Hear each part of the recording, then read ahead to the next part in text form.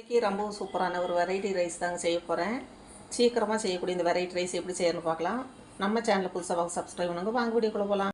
இந்த சாதம் பண்ணுறதுக்காக நான் ஒரு மாங்காய், கேரட்டு, பீன்ஸு, உருளைக்கிழங்கு, அப்புறம் முருங்கைக்காய், இந்த நமக்கு தேவையான காய்கறியெல்லாம் எடுத்துக்க வலுவழுப்பான காய்கறியெல்லாம் எடுக்க வேண்டியதில்லை. மற்ற காய்கறியெல்லாம் சேர்த்து நல்லா கடாயில் ஒரு குக்கரில் எண்ணெய் ஊற்றி எண்ணெய் நல்லா காஞ்சது கடுகு, கருவேப்பிலை, வெங்காயம் எல்லாம் போட்டு தாளிச்சிட்டு இந்த காய்கறியும் போட்டு நல்லா வதக்கிக்கலாங்க.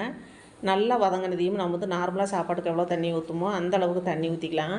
தண்ணி நல்லா கொதிச்சு வர்றப்போ மஞ்சத்தூள், சாம்பார் தூள், கொஞ்சம் பெருங்காயம், எடுத்து வச்சுக்க அரிசி, பருப்பு இதெல்லாமே சேர்த்து குக்கரில் வச்சு கொஞ்சமாக புளி ஊற்றி நல்லா கலந்து விட்டு 4 விசில் விட்டு எடுத்தால் சூப்பரான சாம்பார் சாதம் அருமையாக ரெடி ஆகிடுச்சுங்க. கொத்தமல்லி தழை தூவி இறக்கி வச்சிட வேண்டியதான்.